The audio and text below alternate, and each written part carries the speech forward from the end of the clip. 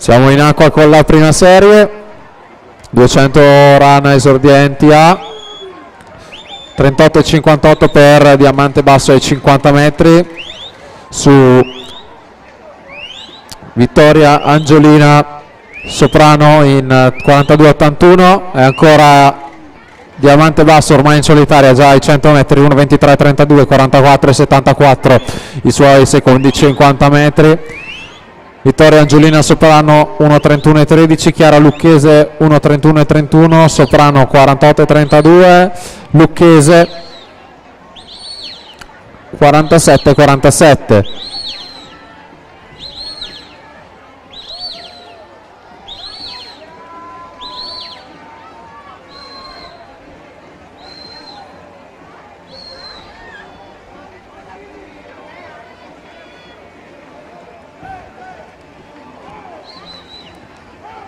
Diamante basso Aquapolis in corsia 3 alla virata dei 150 metri,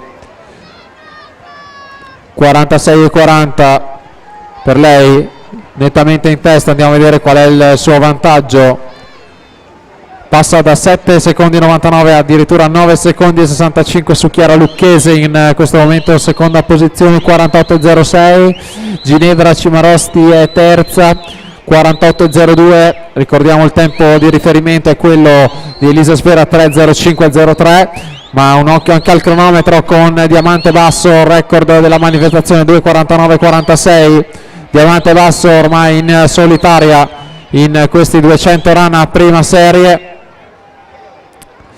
L'atleta dell'Acquapolis di Bassano del Grappa va al tocco col tempo ufficioso di 2,57,22. Attenzione al 3,05,03 di Elisa Sfera, che potrà forse inserirsi per il podio. 3,04,89 per Chiara Lucchese, e così è. Elisa Sfera medaglia di bronzo, 3,05,03, e Ginevra Cimarosti quarta, 3,06,88. Alla partenza la terza serie al maschile.